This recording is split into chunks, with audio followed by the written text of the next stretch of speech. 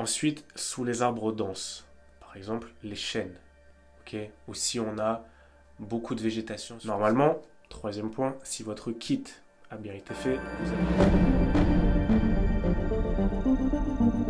Ok, petit challenge aujourd'hui.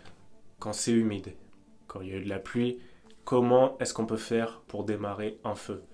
Pour les nouveaux, pareil, dans la description, c'est le e-book offert, toujours.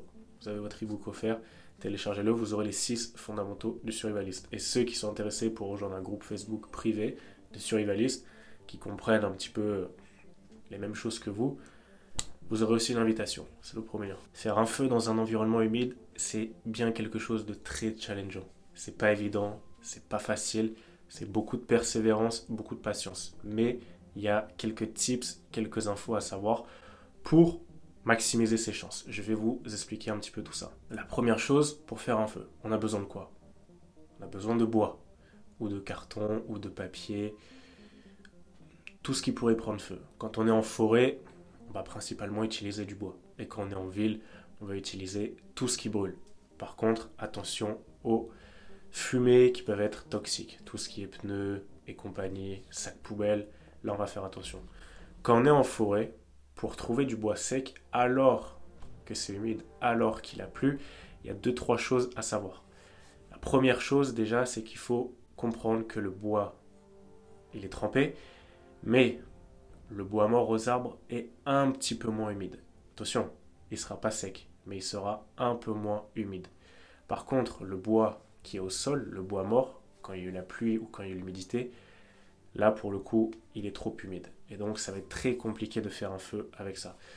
Donc on va aller sur les arbres et on va regarder, ok, les branches qui sont mortes, toujours attachées à l'arbre. Et on va prendre celles-ci en priorité.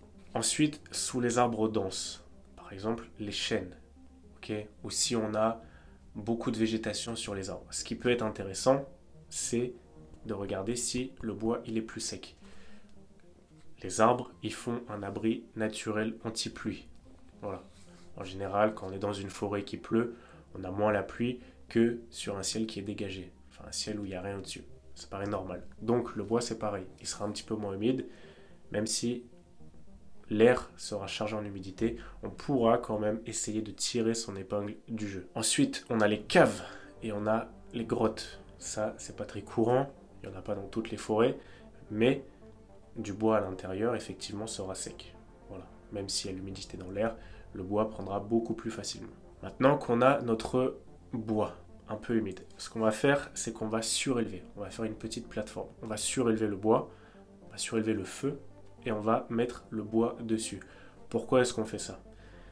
Le fait qu'il y ait un espace entre le sol et le bois, il y aura plus d'air qui va passer, et donc plus d'oxygène, et forcément, ça séchera beaucoup plus vite, et le feu prendra plus. Donc ça, c'est une chose à faire. On va surélever toujours le feu quand on veut le faire dans un environnement humide. On ne va pas le laisser au sol. Normalement, troisième point, si votre kit a bien été fait, vous avez des allumes-feu. Vous avez soit des petites pastilles, vous avez soit du gel, qui est le gel qui prend feu, même si je ne recommande pas trop ça, c'est un peu lourd et c'est pas forcément ce qu'il y a de plus pratique. Sinon, vous avez un Zippo et vous avez de l'essence. Voilà, quelque chose qui va prendre feu à coup sûr, qui est de l'eau ou pas. L'autre option, c'est de prendre cette hache, d'aller trouver un pin, un arbre résineux, et d'aller, hop, aller chercher un petit peu son écorce un peu plus profond. On va aller prendre de la résine. Ce qu'on va faire pour faire d'allume-feu naturel, on va prendre notre hache ou bien notre couteau et on va faire des copeaux fins, d'accord? On va prendre des copeaux fins et on va mélanger ça avec la cire du pain. Ça va nous faire une petite boule, une petite pâte. Ça, c'est un très très bon allume-feu. Ça fonctionne très bien. Maintenant, une technique qui marche beaucoup mieux, même quand il a plu. Maintenant que vous avez vos allumes-feu, que vous avez votre bois mort qui est voilà, un petit peu humide, vous allez couper de l'arbre, couper des branches, pardon. Vous allez couper des branches en deux, des branches assez épaisses, des bûches, si on pourrait dire, et vous allez les fendre en deux. Le fait de les fendre en deux, à l'intérieur, vous aurez un bois qui ne sera pas sec, parce que normalement, quand on met dans une cheminée, un bois, il est sec. Là, effectivement, il n'y aura pas d'eau, mais on n'appellera pas ça un bois sec. Il y aura quand même de la résine à l'intérieur. Donc, vous allez le fendre en deux, et vous allez faire des copeaux. Copeaux, copeaux, copeaux, copeaux.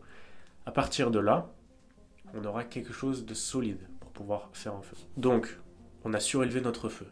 On a notre bois mort, on a notre allume-feu et on a notre bois sec, parce qu'on a coupé une branche en deux. Maintenant, la technique qu'il faudrait faire, qu'on va faire d'ailleurs, c'est de faire un feu en bûcher. Le feu en bûcher, vous savez, c'est par exemple, vous avez deux branches comme ça. Ensuite, deux qui se posent au-dessus, et ainsi de suite. Ok? Donc c'est ce qu'on va faire. Il y aura plus d'air qui va passer, plus d'oxygène, ça va sécher beaucoup plus vite. Et donc là, ce qu'on va faire, c'est que nos copeaux du bois sec, on va les mettre au centre. On va les mettre au centre. Ensuite, on a notre allume-feu en résine de pin ou notre allume-feu naturel. Et sur les bords, on a nos bûches qui vont légèrement se superposer comme ça. Et tout autour, on va avoir notre bois qui est un petit peu humide. On ne va pas le mettre en premier. Il faut qu'il sèche. Il faut qu'il sèche petit à petit. Donc, à partir de là, vous serez prêt pour faire un feu au mieux possible dans des conditions humides. Ça demandera de la patience, ça demandera du temps. Et l'idéal pour faire ça, c'est de le faire soit dans une grotte, dans une cave, ou bien de le faire sous un bivouac. Voilà, on le fait sous un bivouac ou une bâche pour limiter la pluie si jamais il y en a. Il faut savoir que c'est très challengeant. Il faut faire preuve de créativité, mais les points clés, ce qu'il faut vraiment retenir, les points cruciaux, c'est de prendre des bûches d'arbres. Là, il va falloir scier de l'arbre.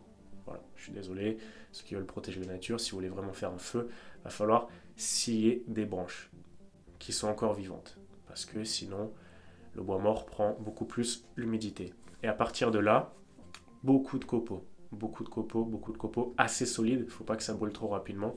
Il faut que ça puisse faire du feu pendant 5-10 minutes. Le temps que les bûches sur lesquelles on a fait des copeaux puissent, elles, faire des braises solides et prendre feu.